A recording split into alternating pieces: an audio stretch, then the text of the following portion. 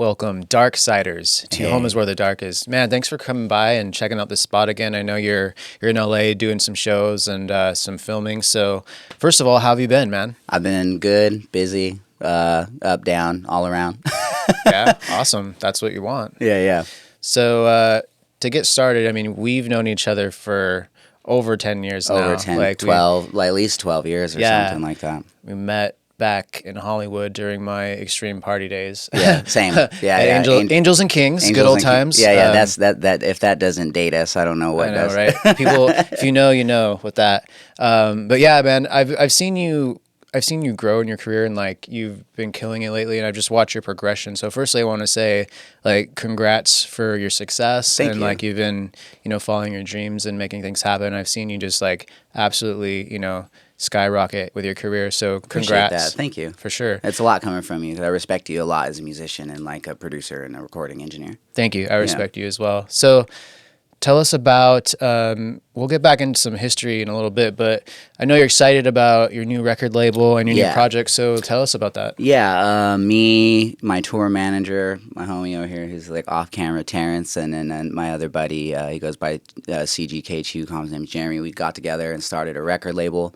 I just hit the point to where I was just kind of like, I just want to be in control and just know exactly what's happening, and if the ball is dropped, it's in my court, and then like also just I'm a creative person, and I like to be able to put myself in everything that I try to do, so yeah, I was just really excited. We just finally got it's called Audiorotica Records, and just got that off the ground. We just did our first, we did a first like a little single, just did a compilation, and then I have a side project now with one of the, the label mate's my buddy CGK, and we go by Second Circle, and that's kind of what we were here for this weekend. We had an Insomniac show called Bullseye, this festival in San Bernardino last weekend, and we was fortunate enough to already like have an opening, main stage slot, and it was a good time, and it's just been fun, like especially with the side project thing, like the idea was conceptualized maybe like 4 or 5 months ago tops, and like it was just because I had some shows as Darksiders with Prayers. Oh yeah, so like nice. It was kind of like it's like, well, we were goofing around with like a more techno, like lower tempo idea, and I figured, okay, well, some of this would work better for the Prayers show, so I led into more of like my crazier stuff, but my agent heard that, and then he was just kind of like, wait, what's this? And he's like, all right, hold on, stop what you're doing and then do this for a bit. And then we wrote like a 10-track album in like 2.5, maybe 3 months. Just cranked it out. Nice. And then we kind of just kept going with it. So like we already have 4, almost 5 of the songs of the second album already done too. So like the show we just played this weekend was like the whole album and like basically half of the next album, and it's like our second show, and we just kind of already just been like really going for it and have a good time. Nice. So did you do like a dual side, like Darksiders material and the Second Circle? Yeah. So like, we've been doing like a lot of like the Second Circle, and like we do have some of the like there's a pretty good backlog of the Darksiders stuff right now. Like lots of demos and stuff like that. So like there's some cool stuff. Like we're at the point now where I talk about now. Like I got a cool song coming with Craig Mabbitt from Escape the Fate, and that's pretty fun for some of the Darksiders stuff. And then just a few other ones too, to just make, in the mix and master stage before we get there. And then it's interesting now because I'm thinking about these things that, as well as the label. So it's like, all right, it's like not just like, I'm going to send these out. It's like really planning and, having a good time. But at the same time, it's a lot more fun because I feel like less pressure of like trying to be something or like sound like, will this label take this, or it doesn't matter. I've got my own label. I'm going to, do what I want. Yeah, complete control. Exactly. Awesome. Second Circle, what was the inspiration, first of all, for the name? Well, it's kind of more based like, so the project, the biggest inspiration is like, so you're like well aware that I do hardstyle. It's like the genre of dance music that I'm in, hard dance, hardstyle, hardcore. And a lot of techno lately has kind of been pushing up in like aggressiveness and tempo and, more distorted kicks and kind of like getting into that field. But it's almost in a way like the hardstyle that I came to love, in 2000, 4 or 5, you know? So it's like an older version of it, but it's kind of rebranded as techno. At least that's my personal opinion on it. Okay, I see. And then, but yeah, so like that was kind of the thing. And then as far as the name goes, you know, so we just kind of had fun with it because it was like in our brain, it was like, oh, this is something that we like really, it was like kind of like a home feeling. So it was just kind of like, cool, we can have a lot more fun. And like, Gotcha. Also we kind of wanted to do something that was like less key locked, you know, in hardstyle, you're kind of stuck with what keys work with what based off of how distorted the kick drums are and what, you know, controlling and where you want them to hit. Interesting. But yeah, so the name Second Circle, like for me, it kind of was going to be a DARKSIDERZ song first, and then like the theme behind Second Circle is the second circle of hell. So it's about lust and all these other things. So in my mind, you know, for the techno thing, it was like, all right, cool. Like I want it to be like this very lust themed, like kind of unhinged-y, kind of just like giving into yourself, but not so much in the biblical sense in a bad place. I was just like, yo, the second circle of hell sounds like a dope party. You know, like in that, you know, so that's kind of like where the idea came from, was just like, okay, we'll call this Second Circle. And then I kind of came up with this term and I kind of coined it. I call it like erotic occult techno. So yeah, so that's kind of like where that kind of deems. And like, you know, the album we just came out is like a self-title, and you know, it's got songs like Kybalion and Sex Magic and, you know, some kind of esoteric-y influences. And I kind of, you know, put some of those things here and there and like little Easter eggs throughout the thing as well. Awesome. Yeah. Love it, man. So when you say Second Circle, when you say, you just describe it as like, you know, a crazy party, which is what, when, you know, when people come to see your shows at these festivals, I mean, you know, to say it's a party is an understatement, right? Because it's like it's extreme, like, you know, people are, you know, doing their drug of choice, you know, drinking, like partying all throughout the night, like some of these festivals are multiple days long, and people are just staying up for days, 3 days, partying. 3, 4 so days, like, can you kind of give us, because I'm sure it's changed over time, but it seems like this style of music, there's this perception like, you know, everyone is, you know, at these festivals are just like partying constantly, but for you have to be as the performer, you have to be very focused, right? You have to.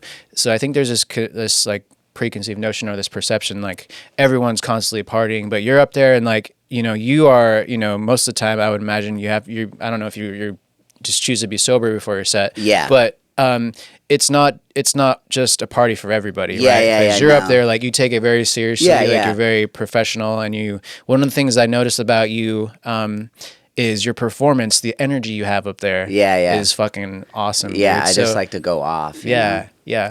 So what kind of things are like, are like maybe some misunderstood aspects of the genre? Yeah, like it's a lifestyle, right? Yeah, most definitely. And, you know, like everybody, you know, to each their own. I personally, you know, like have never really been in, like, you know, I just smoke weed. I don't even drink anymore. You know what I mean? So like I'm pretty mellow in that sense. So like, you know, for me, it is most definitely something that I like to be. I take it very, you know, like serious, not so serious to where it's like, you know, ridiculous to the point where like I'm toxic around everybody around me, you know, and that kind of thing. But like, I take it very serious to the point to where like I don't get, you know, like I like to be like level-headed, so I know like how to read the people and, you know, the crowd. And I think at this point, you know, I've done this for so long that it's just like such like, you know, it's just like a routine. Like I get there, I hop in, my brain is clear, I make sure that like everything's good, you know, and I want to be level-headed, and then that way I can just like pop off without like thinking about anything, you know. And then like being a bit more healthy or taking care of myself or being mindful about those things makes it a lot easier to go, you know, crazier on stage. Like, because for me, you know, like I've been doing and like learning and playing music since I was like, I don't know, 12, 13. I got like my first drum set, and I was playing in like, you know, like a punk band with my cousins, like a, you know, Indian reservation, like native themed little punk band. And we were playing shows with, you know, other bands and stuff by the time we were like 12, 13, 14, doing that kind of stuff. So I don't know, it's just always been something that like I put a lot of like, you know, thought and seriousness into. And like for some people, you know, like the party lifestyle might be their thing, but it's also not for everybody. Because when I first started going to raves, when I was like younger, like 13, 14, around the time that I was also in the punk bands, I was like sober, you know, like I just didn't have any interest in anything outside of like music. Music was like what I was just like couldn't get enough of, you know. Yeah. So yeah, it totally shows with your professionalism, definitely shows like in all aspects of what you Yeah. do. So, yeah, and what you said about, taking care of yourself, because I noticed like performers like yourself and Audio Freak, you guys just go off. You know Yeah, what I mean? yeah, But yeah. you have to, I would imagine you have, you take your health seriously and like, fitness to like Yeah. maintain, like to do Most hours definitely. of that kind of a set. Like you need Totally. to be in decent enough shape, right? Yeah, So, most definitely. Like in eating well and yeah. trying to figure out. And then like I also like on top of that like have to deal with an autoimmune issue now because I got this autoimmune issue called rheumatoid arthritis. So like sometimes it gets really gnarly. So that's a part of like not the drinking or whatever. But I got to be very mindful of like what I eat, what's inflammatory, what's not. To be able to go and like have these shows and know when to rest and when not to. And but like luckily I've always been very serious about like being like on top of what I need to do for the shows and myself and performances to make the shows happen like for before that. So it's been easy enough to like kind of add that extra element to make sure that these things happen for me well, and that I can do it and continue to do it because like longevity is like the ultimate goal in my mind for this. Like I've never really done anything else and I don't really want to do anything else and I don't imagine or see myself doing anything else. So Yeah. I just want to like do what I can to keep myself, as on top of this as possible. Like because like I've always been very, very, very serious about it in the sense of like, okay, this has to be, you have to be level headed this way before the show. And then, like, I wouldn't even, like, have a drink or, like, smoke until after the show. Yeah. And, like, shows have also never been a thing for me where it was, like, an excuse to, like, I've never taken, like, a random girl home from a show or a fan or anything like that. It's like, it's business and then making sure that everything is legit and clear because that's what it's about, Smart. to give the best performance I possibly can and Yeah. maintain longevity and not create any weird conflicts or anything like that. Absolutely. Yeah. Yeah. So when you mentioned rheumatoid arthritis, I don't know if maybe I can't remember if I sent you some information, but yeah, her name is who Michaela Peterson is. Yeah, like, yeah, 'cause yeah. she had that too, and she like went into depth about how she struggled with it. And yeah, it seems like inflammation is a major issue with a lot of us. Yeah. We struggle with like because I think over time you realize what your body can and cannot tolerate, and it's Exactly. different for everybody. So it's like finding your It's a trial and error. yeah, finding your optimal diet is a journey. Yeah. Some people they just have great genetics and they can eat whatever they want their whole Yeah, life yeah, yeah. and they're fine. And some people like they can have like 2 foods. Yeah, You no, know and what I then mean? and then like and genetics kind of does play a bit of it because like being Native American and being like a Northern Nevada through California, like a lot of people like don't really realize that westward expansion took some time to get there. So technically, like my people, like my family, have only been exposed to some of these certain foods and drinks for like less than a couple hundred years. So you have to think about like how that affects your body and whatever. And like when I go to the doctor, diabetes is always like something that we always check for because we don't handle sugars and things like that very well. So all of that on top of all these other things kind of really tie together and trying Yeah. to be mindful about those kind of things. Absolutely. When you go to do a set on these big festivals, like what kind do you have a crew? Like do you have people setting up your gear? Do you do that yourself, or is it different depending on the venue? Like what kind of luckily, like within the dance music sphere or realm, there's like an industry standard, like pioneer CDJs and in my technical writer, it's just a part of, there. So, like, all of the artists basically, set up everything else and their sets or whatever they do beforehand. And then you plug into the, the equipment. It's just Gotcha. industry standard. So, luckily, I don't have to, like, travel with too much. Sometimes I do, though. Like, when I do these shows with, like, Prayers or when I toured with Combi Christ or New Year's Day, and then was DJing and like as a performative act, like I most definitely, was loading and offloading gear and then like figuring out that kind of thing and those kind of situations. And I've been doing a few of those things lately again. But other than that, like as far as these festivals or clubs, it's just, technical writer is just about almost everybody's technical writer. So it's fairly easy. Like traveling is really just like a carry-on and a backpack, and that's Nice. just how I tour. That's super convenient. Yeah. Yeah.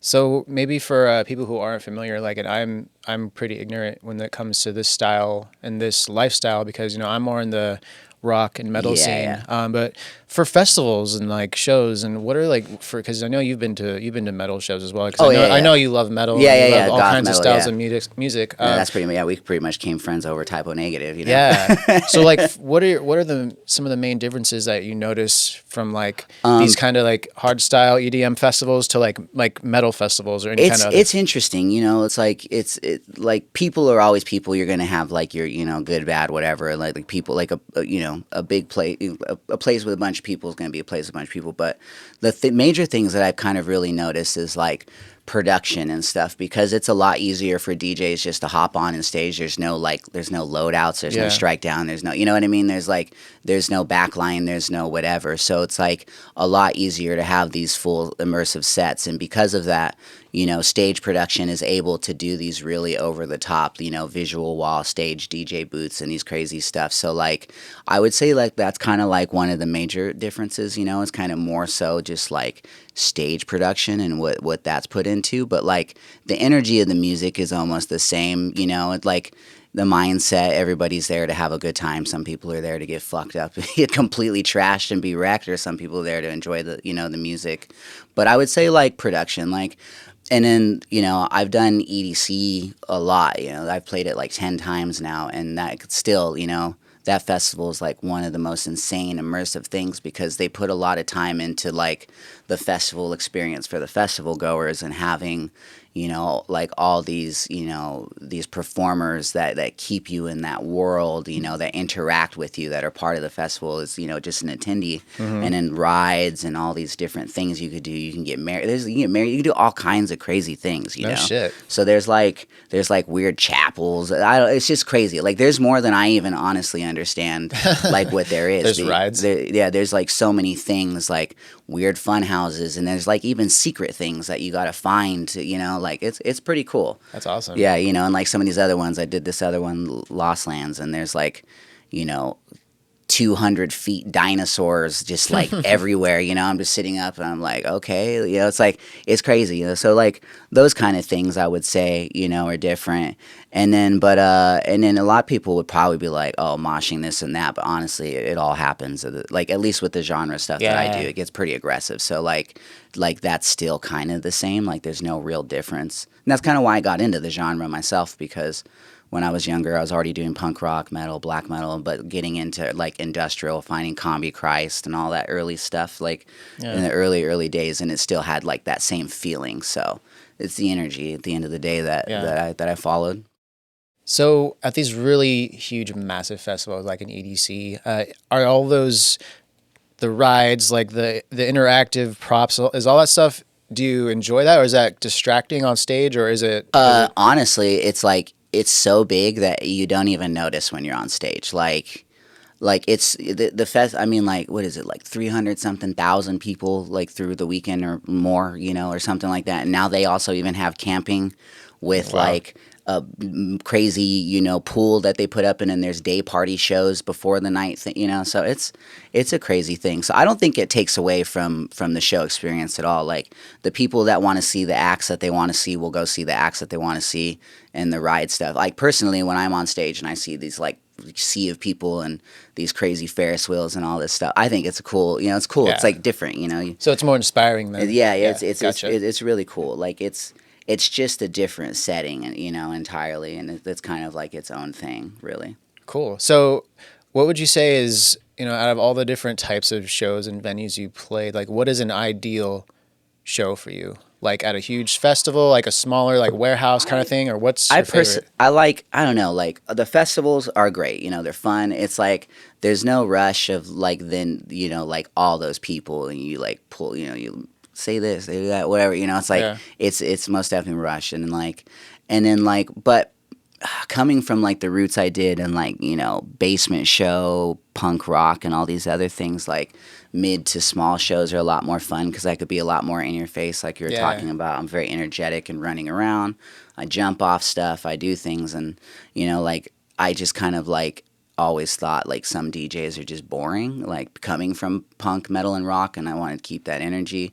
So I get to kind of like really push that forward when I'm kind of more in people's, face or like directly there. It's easy to interact with and call people out in the right way, and like you and like yeah, do that kind of thing. But it all has its different purpose. It's all like, for me, it's all just like one gigantic like working of energy. Like, it's my job to conduct this energy, and then you to turn it into something else, and then we create this this moment. Yeah, So absolutely. I guess it really kind of depends on like how you read a room or the moment, or whatever. But it's hard to say like what I prefer more. They all have their their pros and cons. Yeah. So do you have like maybe in your writer and like your performance requirements, like is there a certain decibel level that you must hit? No. Okay. I'm not like that. Like, I'm pretty like, I show up, figure it out, like in that kind of way. Like, and then the tech writer, it's easy to control your own booth monitors, and like you can have it low, whatever. I play with my my earplugs in, so I'm not so it's not crazy. So I kind of crank it so I can feel it without I might listen to it a little louder than some people, but that's because I have the earplugs in. I'm not worried about it. Gotcha. Yeah, because I know like some even metal bands or like rock bands, it's like they have like a certain decibel level or like impact that they need or they request for their set, because like anything below that is like underwhelming or to them at least. Exactly. And like, I know that like when sometimes headliners will cap the decibel level of openers, whatever, but that's really about it. Like, I don't have any kind of whatever. I'm just kind of like, I talk to the I find the stage manager, and then the the sound person, ask them like, hey, where do you want your levels on the mix? Like, and I stay there, Gotcha. And then, but it's always people who want like a tip. If you're trying to get into DJing, you're trying to get into this club thing or whatever, be super cool to the stage manager and the sound people. Like, if they like, hey, this is your hard limit, this is your whatever, you follow it, they will like push your sound way harder. That it'll work out in your favor a lot better, right? For asking those kind of questions and being mindful and being like, hey, I respect you. I respect your venue. I respect your sound system. I want this to sound as best as I possibly can. What do I need to do for you to make that happen? And then it usually works out in your favor. Yeah. So for people that maybe not understand or even are familiar with your style of music, the hardstyle, can you kind of just explain that like briefly, just so people understand like that sound and that style of music? Yeah, I mean, you kind of like, it's a far more energetic, like, one, it started anywhere between around 145, but 150 is kind of the main like BPM range now, to like 160. So it's a bit faster than most dance music, like a four to the floor kind of thing. Really, really distorted and heavy kick drums. It's like with some repetitive, crazy synth line and some, crazy vocal. But the main thing is most definitely like, I would say, the kick, the heavy distorted, faster kicks are like,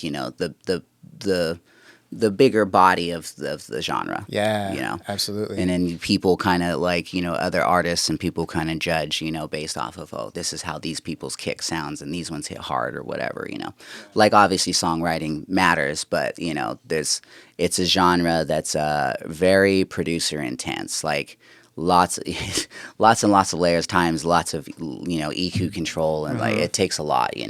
It's a pretty hard genre to produce, so like when you can do it, it's kind of like the people that know is like very hats off to you, because a lot of people try and then they don't really, they miss the mark because it's very unconventional.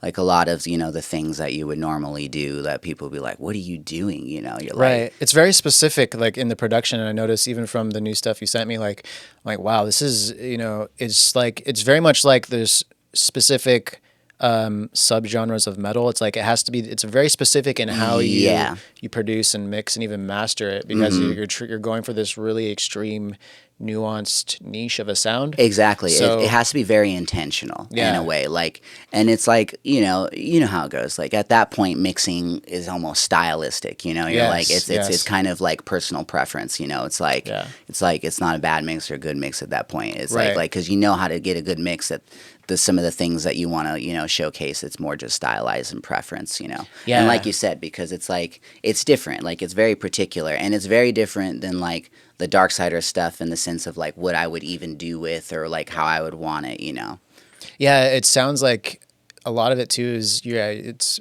mixing, you're getting a balance, but it's so much more than that. It goes into like, you're like audio mangling, just like fucking up the distortions and adding saturation and just really like digging deep into the compression, and like I can hear that and all that stuff. So I really like I appreciate I appreciate That's why I respect you as a producer. You hear those things. I hear that immediately. Like I could tell like you know you put a lot of work into those mixes. So like great job, by the way. Thank you. Like, Yeah, it was a crazy thing. Like I honestly, I think the experience for doing this side album thing as quick as we did, like, made us better musicians and like better in the studio and better producers, because like usually I would take my time on things, but this one, like, we with the project, we kind of gave I wouldn't say we gave ourselves like timelines or like hard cuts or anything like that, but we did almost like a song every day and a half, and would like let it breathe on it and come back and then finalize, you know, the mix and make sure that all the bells and whistles are done. But like, you know, like all the writing of the song, if something didn't work in 5 minutes, move on to the next idea, you know. And it was like pretty inspiring in that way. And like, I think it affected me for what I'm going to be doing, you know, with the Darksider stuff for the future, and being like, not too stuck in my head. Because for me, it's like, you know, being a duo, it's less personal, you know. So it's like, okay, cool. It's a little bit easier to be like, sure, yeah, this is cool. This is good enough. This is whatever. Like, not so judgmental on like yourself or what you think people are going to perceive about you in particular. It's like, you know, so. But I learned a lot from that experience to kind of like step back and take a little bit of myself out of some kind of stuff, and just kind of be more practical about how, you know, how fast writing and like, you know, what the actual outcome is. And if this really isn't working, like, it's not going to work. Why am I going to keep trying to like waste time, you know? Totally.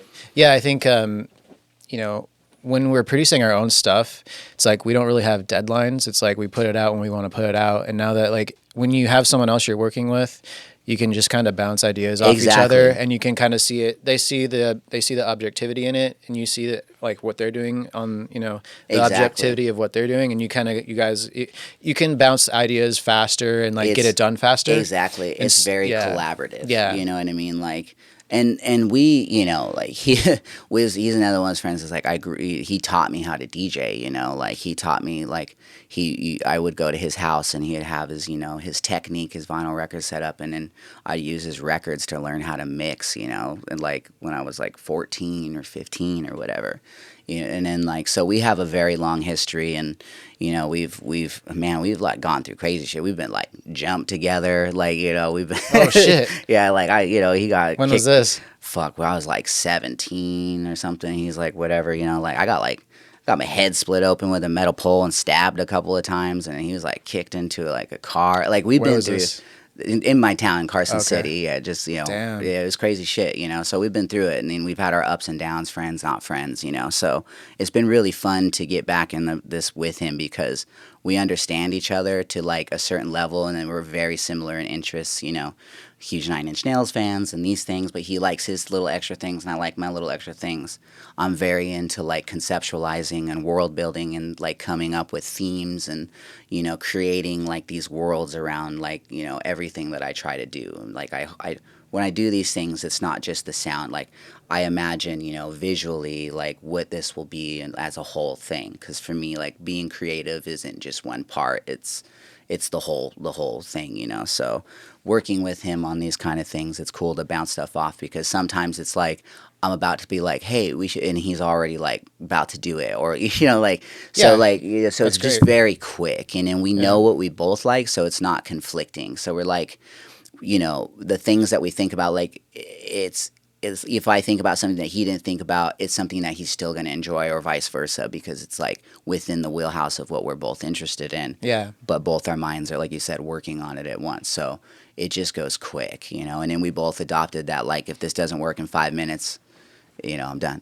Gotta move on. And I think there's something really powerful about, you know, putting a hard deadline on yourself, even if you don't really, there is no deadline. You're deciding that, okay, we have one day, or we have 8 hours to do a song start to finish, and just do it, and then come back to it the next day or in a couple of days with fresh ears. Oh yeah. Tweak some stuff, and you either love it or you toss it and do another one. Exactly. Just by that practice is very powerful, and I think people get too caught up on, you know, obsessing over like little things that don't matter and just being a perfectionist. Like, I find that the more I just trust my first instinct when I'm writing a song, It's the best. and then I just let it be what it is. Mm-hmm. I come back to it. If I like it, use it. If I don't, I don't, and just do the next one. Exactly. Yeah. That's exactly kind of like how I am, and like I most definitely like one of those people who would hold on to something for far too long and be like, like version 25, Yeah. like bounce number 100, just Right. like ridiculous, and taking years. But it's different because because that approach isn't necessarily wrong, especially in other more conventional like genres of music, or like with what you're doing, Yeah. recording these bands. Like you could spend a year writing a record and it's justified because this one record could be the one thing you tour on forever, even, you Yeah. know? Whereas in dance music, I don't want to say it's like insanely commercialized, but there's this like, the album is like, it's cool, but it's almost more about like pushing out like a single once every 2 months. So like getting out of that mindset of like always having to be like, oh, this needs to be this, needs to be that. Like it's different, Yeah. So like I don't know. So like that was kind of detrimental to me if holding on to something for too long when you need to be like, Yeah. putting stuff out and whatever. But I'm also at this point now where I've been, I'm 33 now and I've been doing this professionally since I was like 18. I met you like when I first started coming here when I was like 21, and figuring it out and like still growing and whatnot. But Yeah, we were babies, man. yeah. Yeah. So yeah, like I said, I'm super proud of you and happy for you, and I'm really glad that you decided to start a label, because now you can have complete artistic control and put things out not only audio wise but visually, like how you like Exactly. it. And are you planning on over time grabbing some artists, or like finding artists that you dig to bring on the label, or is this gonna be okay? Most definitely. Okay. So there's like a mix, like there's already a couple of artists that we're working with that like are kind of like really just like dialed in, like me, my homie Jeremy, he goes by CGK and his thing, and then our duo thing, and a couple other people. We've got this homie, he goes by Big Chocolate, but he started this side thing, but he's pretty well known for doing like death metal, like vocals and like early stuff, and he has this death metal band called Disfiguring the Goddess too. Oh, I've heard of that. Yeah, and he grew up in our town. We grew up together playing punk rock, so like, so we've got him, and then there's this other hardstyle guy, Creation, that, that's like not too far away with that, is also on the agency that we kind of got going, but we're also grabbing one-offs from other people.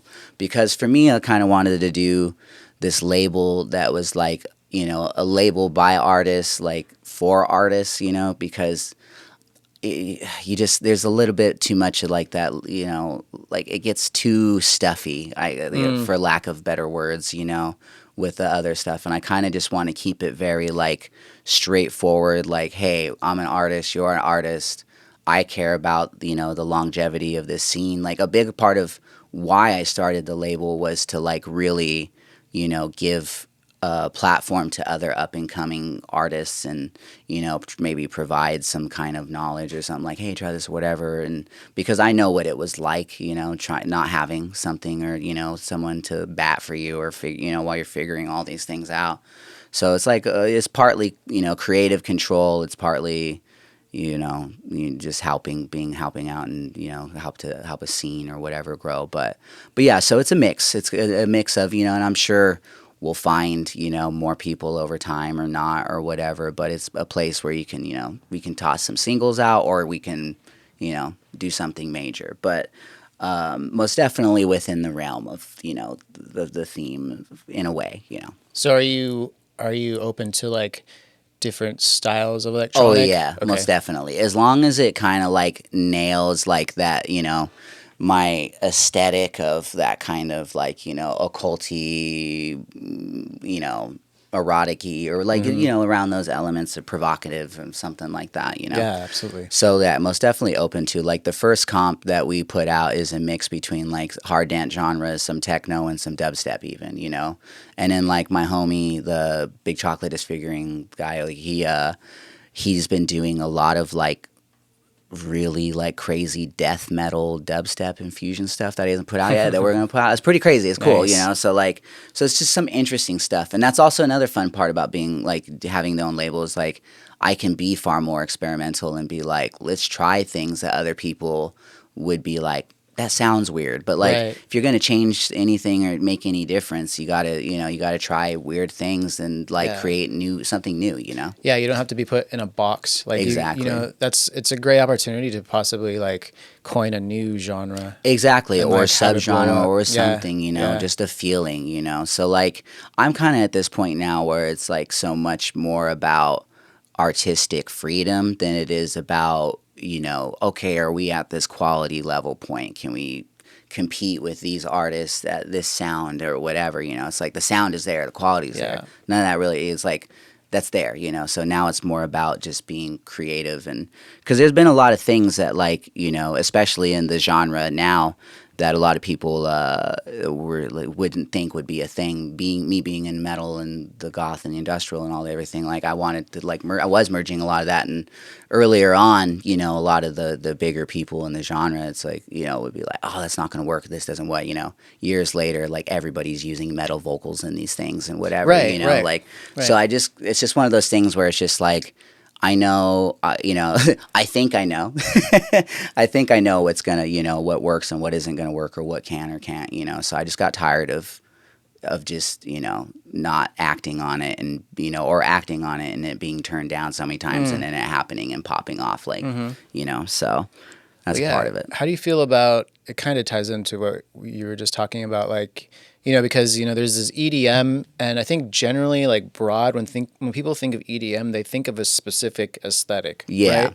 But EDM is so broad and has so many Very much so. subgenres, right? Very much so. And you're doing the like kind of goth, esoteric kind of thing, like you described, occult.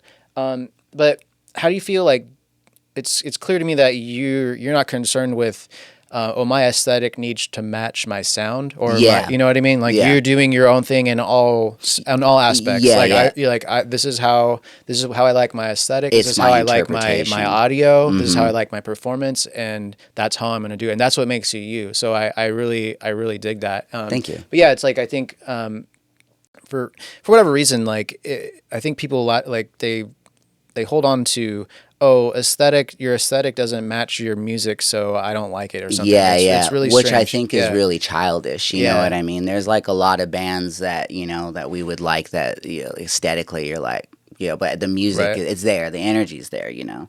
And like, I don't know, it's just, I just like to be what I am. I don't have any kind of like concern for what other people think I should be, or you know, like I'm extremely eclectic, you know. If you like put it on paper, it's like, all right, I'm this kid who was born on an Indian reservation who made it into like punk rock bands and started doing goth industrial metal, who started DJing and did raves and production, and I like goth and this and that, but I like the you know the rave like electronic music sound, but also I'm very into like my culture and all the things that goes into that, and it's just there's so many different things, you know, but like whatever, it's me. I'm going to do what I think is cool and what I Yeah. like, just cuz it's just what I want to do. It's more about me getting whatever's in here out here, like in a very like kind of chaos magic sense. Like I like to just throw it together, and then like I need to get it out, and then once it's there,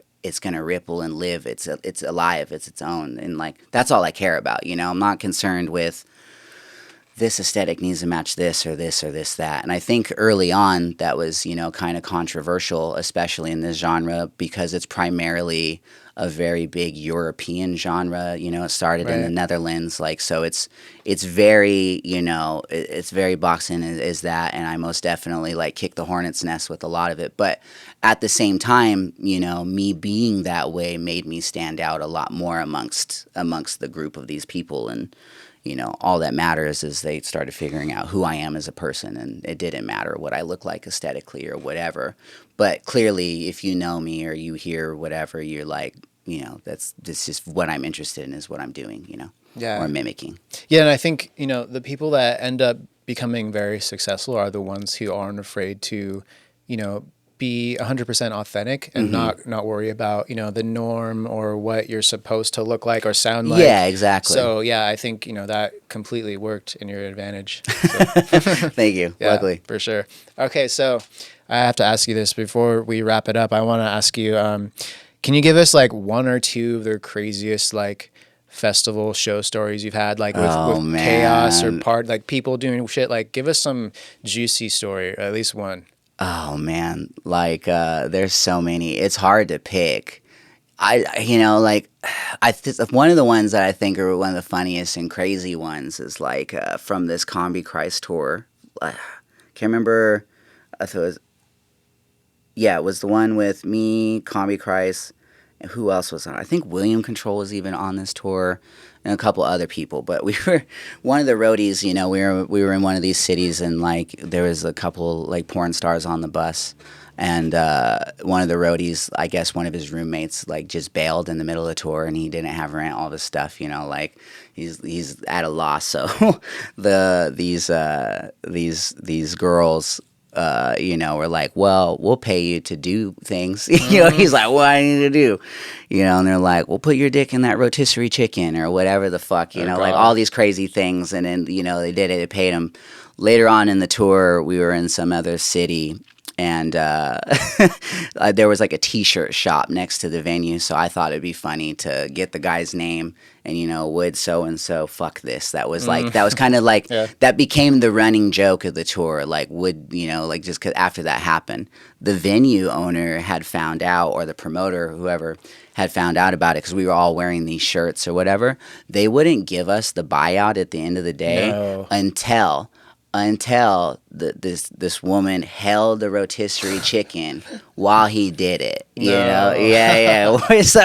So you're just like, what? But I mean, like, that's like, there's so many different things, like, especially in some of these other crazy countries in Mexico, and like, I don't know, it's crazy. Have you had any people like throw shit at you on stage? No, actually, I've never had any like crazy, like anything like that. I've done like random shit though. Like I remember one time I was playing with this dude called Anger Fist in Mexico City, and we had like a signing, and like somebody literally brought like a baby toddler person. It was at the rave. Like they had this big ass headphones. This kid was like maybe 4, I don't know, or something like that. But I signed it. I signed the kid. They were like, sign this kid. Wow. So like, I don't know. It's random. There's lots of random shit that's happened. I guess, you never know what you're going to get, right? No, you never really, that was like one of the weirdest things. And it's like, somebody's just like, sign my baby. You're like, okay, I've signed a baby, I guess, there's all kinds of random ones. Like, and I mean, I'm sure if anybody knows anybody from Combi Christ, especially if, years back, they have some crazy touring story with them, It's just that kind of band and those kind of tours. But luckily, nothing too stressful, all just kind of, fun and chaotic and, but still controlled enough to not fuck my career up. Great, yeah. That's good to hear. That's awesome, man. Yeah. Well, man, thank you so much for dropping by and having a chat. Like, it's great to learn a little bit more about you and Thanks, man. Man. And I'm really, like I said, I'm super stoked for you and for your success and the new label. You. So yeah, tell everyone where they can find you and where they can check out the new label. Yeah, honestly, just go to DARKSIDERZ.com. You'll find everything. And then as far as the label goes, the website's got a splash page, but it's AudioRoticaRecords.com. Or you can just look for Audiorotica Records on Instagram, and same for Darksiders. And Second Circle, and Second Circle spell SCNDCRCL, So, but yeah, you can pretty much find any of that through my website. Awesome, man. Well, thanks again. And everyone go check out Darksiders and the new label. And cheers. Thanks, buddy. Thanks, man.